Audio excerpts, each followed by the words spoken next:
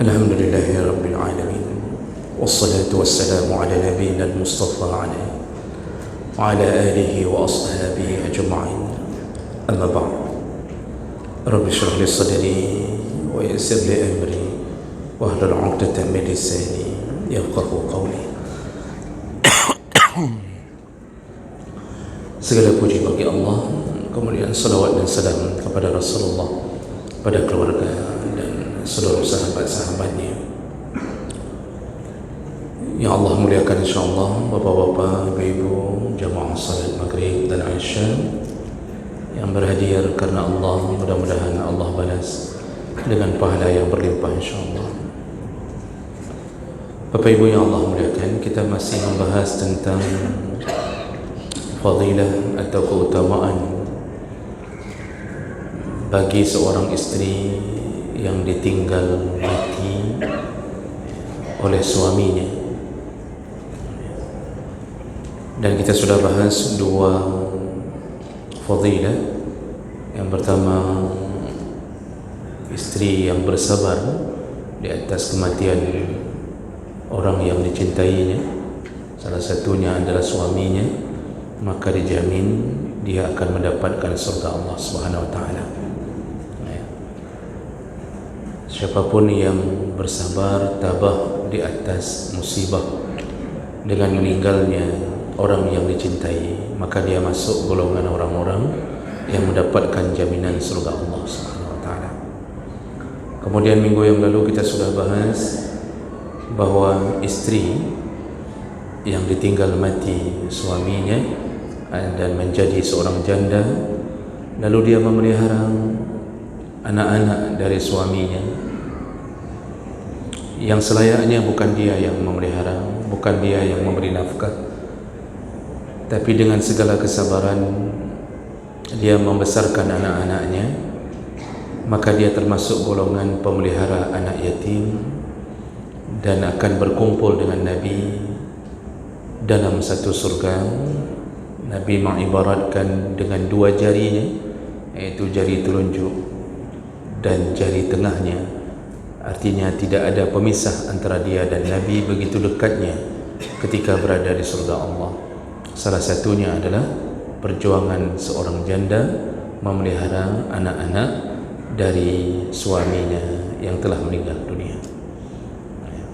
Dan kita sudah ingatkan di minggu yang lalu, berhati-hatilah ketika kita menjadi wali dari anak-anak yatim. Kita pamannya, kita pakwanya, kita kakeknya, dan kita membiarkan mereka hidup tanpa nafkah dari wali, semampu wali. Lalu kita membuat keadaan ibunya yang kemudian mencari nafkah, maka wali ini termasuk golongan yang disebut dengan pendusta agama. Ra'aita alladhi yukadzibu bid-din fadzalika alladhi yad'ul yatim. Salah satu pendusta hari pembalasan adalah orang-orang yang membiarkan anak yatim, menelantarkan anak yatim. Siapa orang pertama yang dimaksud? Wali dari anak yatim itu. Maka jangan sampai menjadi wali yang kemudian dicari-cari oleh neraka. Dan tentu yang kita beri adalah semampunya. Jadi wali kadang-kadang kalau masalah warisan itu cepat sekali bergerak, tetapi begitu disuruh kasih nafkah oleh Allah kepada anak-anak yatim, mereka diam padahal mereka mampu. Seandainya wali tahu begitu besarnya pahala memelihara anak yatim, sungguh mereka berebut-rebut untuk memelihara keponakannya yang yatim. Ini yang perlu kita camkan, perlu kita tanamkan dalam pikiran dan hati kita. Baik, kita lanjutkan fadilah yang ketiga. Istri yang ditinggalkan oleh suaminya, apabila ketika suaminya meninggal, suaminya ridha kepada kebaikan, pengabdian, ketaatan istrinya, maka isteri ini dijamin masuk surga. Jadi ini bicara tentang janda yang ketika suaminya sebelum meninggal, dia merasakan begitu hebatnya ketaatan seorang isteri kepadanya. Ketika dia meninggal lebih dahulu, keridaan dari seorang suami menyebabkan isteri dimasukkan surga oleh Allah Subhanahu wa taala. Nah, jemaah melakukan Allah Subhanahu wa taala. Tentu keridaan seorang suami kepada isteri, karena kita laki-laki biasanya kita tidak mampu mengolah kata untuk menyatakan cinta, menyatakan ridha. Biasanya suami itu tipikalnya itu tak biasa berbasa-basi menyatakan aku ridha kepadamu. Itu biasanya tak biasa. Jadi bagaimana kita tahu suami itu ridha atau tidak sebelum meninggalnya kepada isteri? Ya tentu dari hatinya yang dilampiaskan dengan perbuatannya. Kalau seorang suami ridha pada isteri, biasanya itu akan berbuah dengan berbagai macam kasih sayang ditumpahkan, baik berupa hadiah, kelembutannya kepada istrinya, jarang marah di rumah. Nah, ridha ini sangat dibutuhkan oleh isteri. Nabi SAW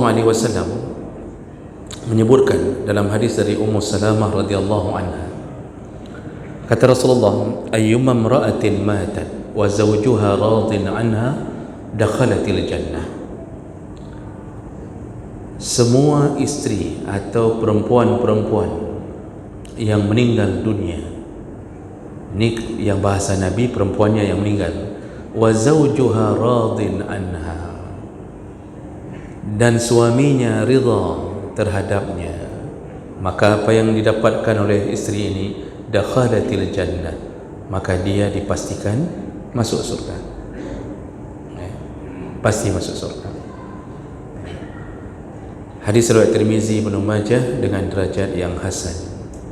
Nah, jemaah melakukan Allah, makanya ketika isteri menempatkan dirinya sebagai seorang isteri, benar-benar dia faham tentang urusan syariat, bagaimana posisi isteri, bagaimana posisi suami. Di saat itulah dia mendapatkan berbagai kelebihan dari Allah Subhanahu wa taala, dan dijamin hidupnya akan berbahagia di akhirat. Rasulullah sallallahu alaihi wasallam bahkan sampai mengatakan, isteri itu cukup melakukan 4 perkara, istiqamah dengan 4 perkara, maka dia dijamin masuk surga. Dan salah satunya adalah ketaatannya pada suaminya. Rasulullah mengatakan dalam hadis dari Abdul Rahman bin Auf, iza sallatil mar'atu khamsaha, kalau seorang isteri atau seorang perempuan melaksanakan salat 5 waktu dengan baik, ini maksudnya dengan baik, khusyuk, betul-betul dia jaga salat 5 waktunya, lalu wasamat syahraha, dan lalu isteri ini juga berpuasa Ramadan dengan baik, dia jaga Ramadannya dengan baik.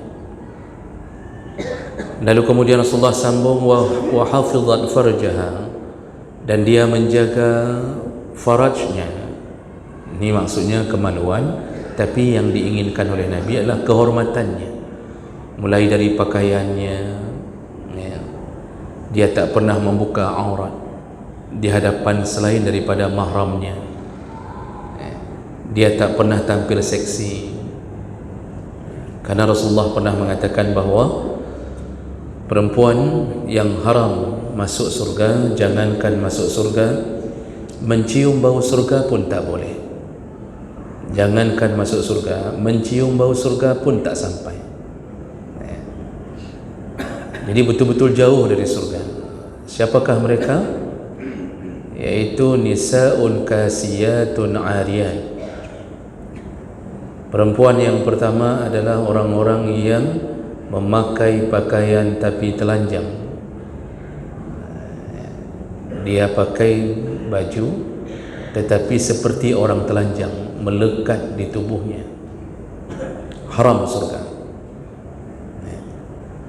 Lalu kemudian ketika dia berjalan, mumilatun ma'ilat, berjalannya dengan sengaja berlenggak-lenggok untuk mendapatkan perhatian daripada selain suaminya. Itu biasanya perempuan-perempuan begini, itu dia benar-benar ingin memamerkan dirinya, berjalan berlenggak-lenggok. Dalam hadis yang lain disebutkan, syaitan ketika seorang perempuan keluar dari rumahnya dengan pakaian ketat lalu berjalan dengan berbentuk maksiat tadi, syaitan berada di punggungnya untuk membuat lelaki menatapnya, lalu kemudian memunculkan syahwat para lelaki. Perempuan ini jadi busur panahnya syaitan untuk menjatuhkan ratusan laki-laki ke dalam neraka. Kalau yang melihat masuk neraka, pelakunya lebih hebat, mendapatkan siksa Allah SWT. Jadi tidak boleh. Ingatkan bapa-bapa, isteri-isterinya diingatkan, yang pakai baju coklat-coklat dengan pinggang yang ramping. Jadi baju sengaja dibuat melekat di pinggang yang ramping. Kemudian pakai roknya pas-pasan belah tengah di belakang. Jalan rok itu berbunyi gerumuk bunyi.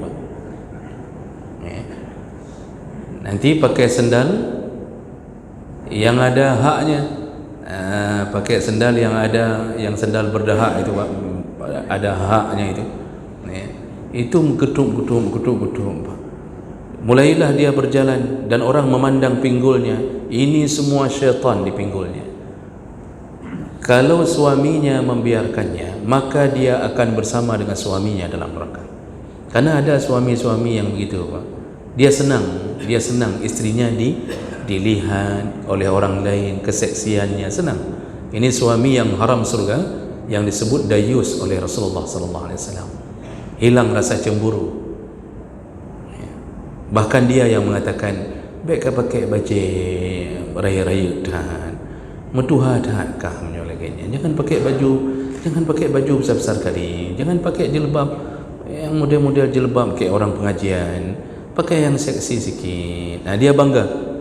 Lalu dalam kepalanya ketika dia kumpul dengan sahabat-sahabatnya, sahabatnya memuji istrinya, mengatakan, istrimu Masya Allah umur dah 50, tapi seperti nampak 25. Bangganya minta ampun. Dia ingin mengatakan, kalian cuma bisa menatapnya, tapi aku memilikinya. Nyan lako lagi nyo Pak, yang kurang ajar yo. Ini semuanya ini, dia dan istrinya itu tetap akan digiring Allah bersama ke dalam neraka. Makanya perempuan itu, kata Rasulullah, disuruh jaga urusan seperti itu. Dan yang terakhir kata Rasulullah, wa ru'usuhunna ka asnimatil bukhtil ma'ilah. Di atas kepala mereka ada punuk unta yang miring. Karena hadis ini riwayat Muslim, Imam An-Nawawi yang mensyarah Sahih Muslim mengatakan maksud punuk unta yang miring adalah sanggul. Sanggul yang diletakkan di atas ubun-ubun seorang perempuan, lalu dia membanggakan hiasan-hiasan di kepalanya. Sekarang coba lihat Pak, perempuan-perempuan itu kapan meletakkan sanggul di atas kepala? Acara-acara besar, waktu walimah, waktu disuruh menari. Kita ini aneh, mengaku bahwa Aceh ini bersyariat Islam, adatnya harus dijaga. Itu tari-tari ranum lampuan, tari apa lagi itu Pak, yang perempuan-perempuan disuruh pakai baju adat Aceh, kemudian disuruh dipakaikan tali pinggang besi di pinggangnya, lalu dipakaikan rok yang ketat, dipasang kain. Ini perempuan disuruh menari di depan linto baru, menyambut linto baru, disuruh menari. Yang narinya bukan umur-umur anak-anak SD, tapi wali murid SD disuruh menari. Katanya syariat Islam, pakaiannya diharamkan Nabi dengan ketat, kemudian mereka memakai sanggul di atas kepalanya. Ini sengaja dibentuk sanggul di atas kepalanya. Perhiasan dipakai, diculuk kena, diculuk ke dia. Nah, lalu kemudian mereka berlenggak-lenggok, lengkap sudah dosa yang dibuat oleh para penari. Sampai linto pengantin pria itu sampai lupa memandang darah baru. Dari awal pernikahan sudah buat maksiat. Dari awal pernikahan, padahal pernikahan itu adalah salah satu sunnah yang akan menyebabkan terbukanya kunci rezeki, yang menyebabkan kesempurnaan iman seseorang, tapi kemudian dia hiasi dengan berbagai macam maksiat. Itu belum lagi musik karaoke, belum lagi undang penyanyi dan segala macam, bercampur baurnya laki dan perempuan tanpa batas. Itu semua adalah maksiat yang hari ini sudah dianggap biasa. Yang anehnya kadang-kadang pengajian terus ikut, jamaah terus lakukan, pulang pengajian faham ini faham itu, begitu acara hari tetap buat maksiatnya. Itu apa kali? Jadi jemaah melakukan Allah. Rasulullah mengatakan apa? Perempuan yang menjaga kehormatannya selama hidupnya, betul-betul dia jaga kehormatannya. Lalu wa ata'at zaujaha. Nah, yang terakhir kata Nabi, dia taat pada suaminya. Dia taat pada suaminya. Apa yang terjadi kepadanya nanti? Qila laha udkhulil jannah, nanti di hari kiamat Allah akan mengatakan kepadanya, masuklah engkau ke surga, min ayyi abwabil jannati syi'ti, masuklah engkau ke surga dari pintu surga manapun yang engkau sukai. Jadi bayangkan seorang isteri yang taat kepada suaminya, salah satu daripada poin yang Nabi sebutkan dari 4 poin tadi penyebab surga. Nabi tidak sebutkan zakat. Tadi kata Rasulullah, seorang perempuan yang salat 5 waktu, yang puasa Ramadan, Nabi tidak sebutkan zakat. Kenapa? Karena pada kebiasaan seorang perempuan itu orang yang ditanggung nafkahnya, maka zakatnya ada pada orang yang menanggungnya. Jadi kebiasaan seorang perempuan itu tidak punya penghasilan, kalau zakat fitrah ditanggung oleh suaminya, maka tak disebutkan zakat. Tidak disebutkan haji bagi perempuan dalam hadis ini. Kenapa? Karena kebiasaan, karena perempuan tak punya harta, seorang perempuan kebiasaannya tak punya harta, maka dia pun tidak dipaksakan untuk berhaji selama tak mampu. Oh, suaminya baik menghajikan istrinya, maka dia telah beruntung mendapatkan suami yang baik. Tapi suami tidak wajib menghajikan isteri. Kalau bapa punya uang berangkat sendiri, silahkan. Pulang-pulang isteri sudah tidak di rumah. Mau berangkat sendiri, silahkan. Tidak wajib menghajikan isteri. Cuma biasanya suami yang saleh itu memberi hadiah kepada istrinya dengan menghajikannya.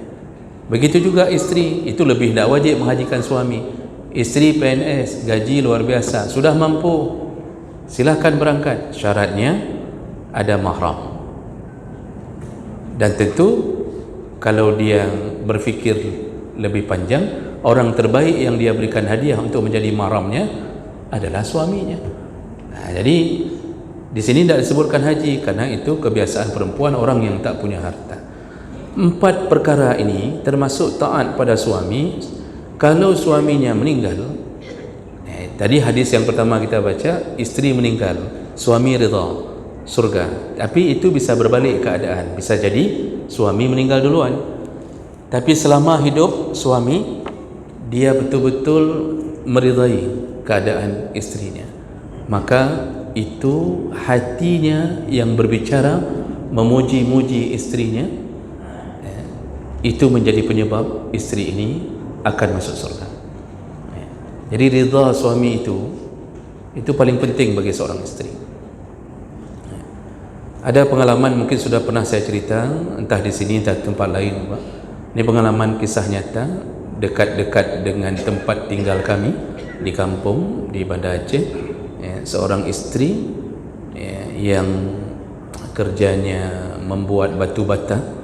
Jadi karena suaminya stroke sudah lama, Suaminya sudah lama stroke, dia yang memelihara. Jadi istrinya ini kerja mencetak batu bata. Satu batu bata itu sekitar entah 300 entah 500 rupiah. Satu batu bata yang dicetak. Itu kerjanya menghidupi suaminya yang stroke. Dan semua orang kampung tahu bahawa suaminya yang stroke, istrinya sehat. Tiba-tiba pada suatu hari terdengarlah pengumuman bahawa ada yang meninggal dunia di rumah itu. Ternyata yang meninggal istrinya.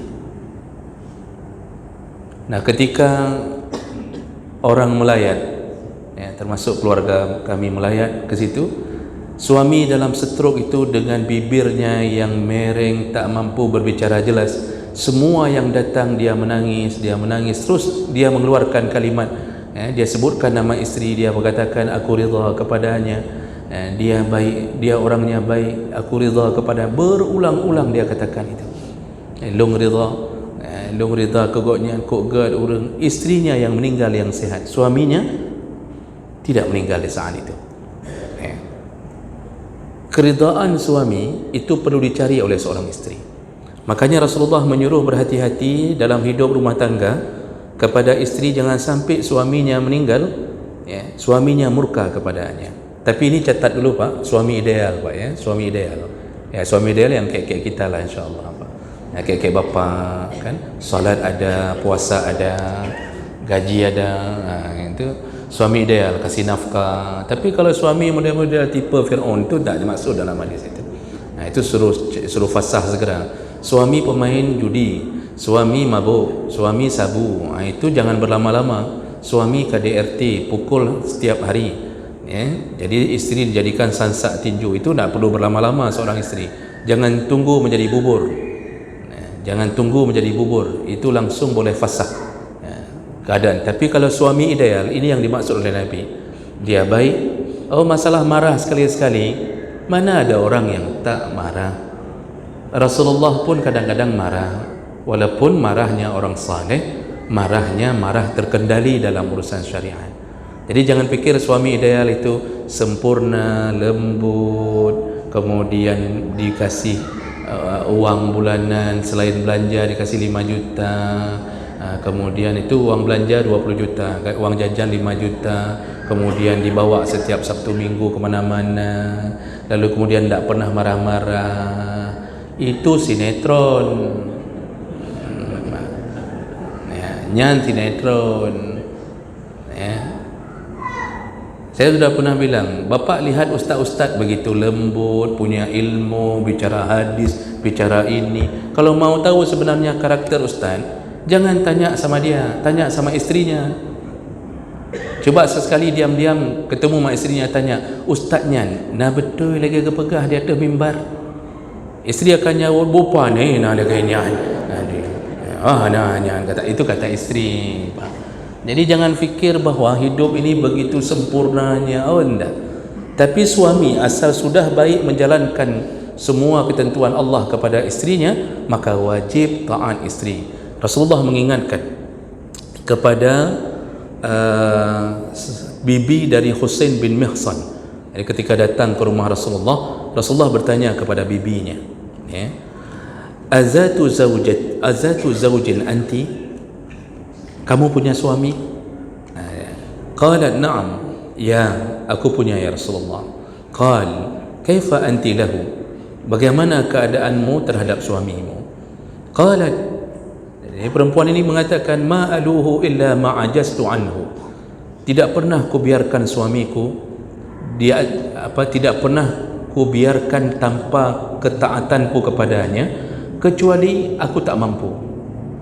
Maksudnya dia melayani habis, kecuali dia sakit, dia tidak mampu, itu baru tidak dilayaninya. Tapi kalau dia aman, tidak ada yang disuruh oleh suamiku yang baik kecuali aku taat. Itu kira-kira begitu maksudnya. Lalu Rasulullah berkata, qal fanduri aina anti minhu, hati-hatilah engkau dengan posisimu sebagai seorang isteri di dalam keadaan di dalam pengawasan suamimu. Fa innama huwa jannatuki wa naruki, suamimu bisa menjadi penyebab engkau masuk surga, juga bisa menjadi penyebab engkau masuk neraka. Jadi maksud Nabi, kalau engkau taat kepadanya, maka engkau akan masuk surga, penyebab jembatannya adalah dia. Tapi kalau engkau durhaka, nusyud kepadanya, membangkang kepadanya, tak mau melayaninya, maka engkau juga bisa masuk neraka. Makanya seorang isteri ini harus hati-hati sekali. Rasulullah sallallahu alaihi wasallam sampai mengatakan, isteri yang betul-betul taat itu ciri-cirinya, ini saya pangkas hadisnya apa? Tapi ini hadis riwayat At-Tabrani, juga riwayat An-Nasa'i dengan derajat yang hasan. Jadi Rasulullah mengatakan, maukah ku kabarkan engkau isteri-isteri yang akan berada di dalam surga? Lalu kemudian qulna bala ya Rasulullah, tentu ya Rasulullah, kabarkan siapa? Nah, Rasulullah kemudian mengatakan bahawa kullu wadudin waludin, yaitu setiap isteri yang punya kasih sayang, lembut, kemudian dia juga punya anak. Ini punya anak ini dalam tanda kutip di dalam takdir Allah, subur maksudnya. Tapi tentu tidak semua perempuan bisa mendapatkan keadaan seperti ini, tapi dia lembut. Rasulullah mengatakan, iza ghadibat au usi'a ilaiha au ghadiba zawjuha, kalau si isteri itu marah atau suaminya yang marah. Jadi bisa jadi dia yang sedang marah ke suaminya, bisa jadi suaminya yang marah kepadanya. Dia dimarahi di pagi hari oleh suaminya, padahal bisa jadi juga dia tidak bersalah, suaminya yang keliru memarahinya. Maka isteri yang akan masuk surga, kata Rasulullah, dia lalu mendatangi pembaringan suaminya. Jadi sebelum tidur itu dia datangi pembaringan suaminya. Tadi sudah dimarahi nih, dia sakit hatinya dimarahi sama suaminya, tapi dia datangi pembaringan suaminya. Maksudnya ketika suaminya berbaring mau tidur, dia datangi. Lalu dia memegang tangan suaminya, dia genggam tangan suaminya, dia berkata, hazihi yadiya fi yadika, ini tanganku, ku letakkan di atas tanganmu wahai suamiku. La aktahilu bighamdin hatta tarda, sungguh aku tak bisa tidur sampai engkau memaafkan kesalahanku. Padahal tadi dimarahi bukan kesalahan isteri, tapi demi mendapatkan surga, dia yang minta maaf sama suaminya. Jangan sampai suaminya marah. Jadi dipegangnya tangan suaminya, dia genggam, lalu dia berkata, wahai kanda, aku tak bisa memejamkan mataku kecuali engkau memaafkan apa yang telah kulakukan hari ini. Itu ciri-ciri isteri penduduk surga. Sekarang saya tanya sama bapak-bapak, siapa yang pernah istrinya melakukan ini? Bapak tanya balik, ustaz pernah? Tidak pernah juga. Tidak pernah juga. Ini perbuatan ini Pak, ini maksudnya isteri ini nak mesti genggam tangan. Itu kan bahasa Nabi ingin mengatakan dia minta maaf.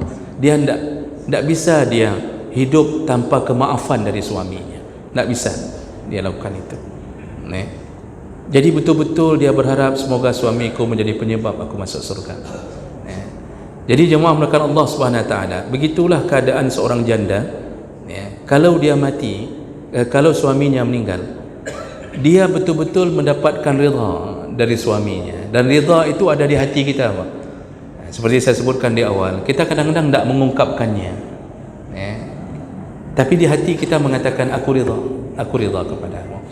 Dan salah satu penyebab mudahnya ridha adalah menyediakan kebutuhan suami, mulai dari yang wajib sampai yang sunnah. Yang wajib, setiap saat suami membutuhkan istrinya di pembaringannya, maka dia siap sedia melayani suaminya. Itu nomor satu, wajib. Itu yang wajib, itu yang sangat penting diperhatikan. Sampai malaikat marah kalau suami manggil berulang-ulang tapi isteri tak datang, malaikat marah. Kemudian yang sunnah-sunnah juga dilakukan. Makanya seperti memasak, kemudian menyenangkan hati suami, buat kue, siapkan kopi, lalu kemudian tanya sama suami, abang mau dibuat apa, mi calu atau yang tidak dicalu, atau nanti besok pagi mau dibuatkan apa. Itu pertanyaan-pertanyaan yang menyenangkan suami, sampai dia tidak mikir kebutuhan dia. Kalau suami bilang mata sapi, sebenarnya isteri inginnya dadar, tapi karena suaminya pingin mata sapi, kata suami, mata sapi aja lah. Kata isteri, ya sebenarnya saya pingin dadar, tapi kalau udah mata sapi ya kita buat aja sama-sama sekaligus daripada debah bermanok. Misalkan begitu kan. Dia yang dia pentingkan suaminya. Bapak Ibu yang Allah muliakan, Jibril pernah mengirim salam kepada Khadijah. Ya, ini hadisnya, ya, bahwa ata Jibril Nabi sallallahu alaihi wasallam faqala ya Rasulullah hazihi Khadijah. Ya Rasulullah, ya, ini Khadijah istrimu, qad atatka ma'aha ina fihi idam atau ta'am atau syarab. Itu Khadijah yang menyiapkan menu. Khadijah menyiapkan makan minum untukmu selalu ya Rasulullah. Ya, faqra 'alaiha salam. Kirim salam untuknya ya Rasulullah, min rabbiha azza wa jalla wa minni. Kirim salam ya Rasulullah kepada Khadijah dari Allah dan dariku. Jadi Allah dan Jibril pernah kirim salam kepada Khadijah. Apa amalan Khadijah, Pak? Menyiapkan makan, menyiapkan minum. Maka ibu-ibu jangan bosan-bosan menyiapkan makanan. Ini bapak-bapak pulang salat Isya, ibu-ibu nanya, ya, mau makan apa? Ya. Kita pun jangan minta yang mustahil-mustahil, Pak. Ya, minta yang mungkin-mungkin lakukan oleh istri. Ya, dan ketika istri sudah masak pun kalau kurang-kurang enak, kita dibenarkan untuk sedikit mengubah kata-kata, ya, dalam tanda kutip seperti berbohong, itu dibolehkan. Ya, salah satu bohong yang dibolehkan menyenangkan hati pasangan kita agar tak kecewa. Tanya istri, kemana bang, enak tak? Ada suami, Masya Allah, luar biasa enak. Besok kita beli yang bungkus saja di Kedik. Nah, itu udah bagus tu. Udah bagus tu. Nah, kita jangan kiban bekah, kiban menang bekah juga jangan. Jadi, ni mangat, mana ada enak kayak gini makanan. Kau ni goblok kali kalau kau masak, kata dia. Jangan pula begitu jadi suami. Dia udah capek, hargailah dengan bahasa-bahasa yang baik. Nah, Bapak Ibu yang Allah muliakan, lihatlah bagaimana mulianya seorang istri dikirimi salam oleh Allah dan malaikat Jibril karena ketaatannya kepada Rasulullah sallallahu alaihi wasallam. Makanya istri itu kan sebenarnya hidupnya itu cuma dua, taat pada Allah, taat pada suami. Itu aja.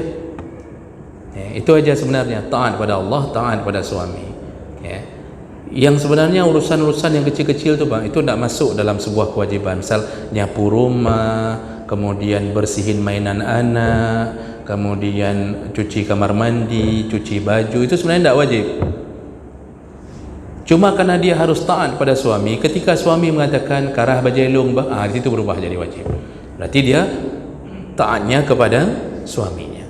Suami minta dibuatkan makanan ini, itu berubah menjadi taat kepada suami. Suami minta ni kalau saya pulang tolong udah bersih ya, rumah ni udah bersih semuanya. Artinya dia muaranya adalah taat pada suaminya. Terus dia bertahan sampai meninggal dunia. Apakah suami duluan yang meninggal dunia atau dia meninggal dunia dan suaminya ridha kepadanya, itulah jalan menuju surga. Jadi jangan sok-sok ikut-ikut feminisme, gender, baru ikut. Misal ikut kelompok-kelompok feminisme, itu harus sederajat, laki-laki, perempuan harus sederajat dengan laki-laki. Pulang-pulang dari situ bang, dia nak mu lagi dia bakti sama suaminya. Suruh buat sama suami, kau pegang kopi, kau pegang kau kehebat takkah. Nah ini model-model begini bang. Nah inilah calon-calon penduduk neraka. Mudah-mudahan malam ini, ya, bagi yang membawa istri, ini satu keberuntungan kalau mendengarkannya. Kalau bapak tak bawa istri, berarti nanti ambil rekamannya, lalu sampaikan ke istri. Suruh sama istri, kau dengarnya. Begitu bapak bilang nanti. Ya. Baik, subhanakallahumma bihamdik, asyhadu an la ilaha illa anta, astaghfiruka wa atubu ilaik. Wassalamualaikum warahmatullahi wabarakatuh.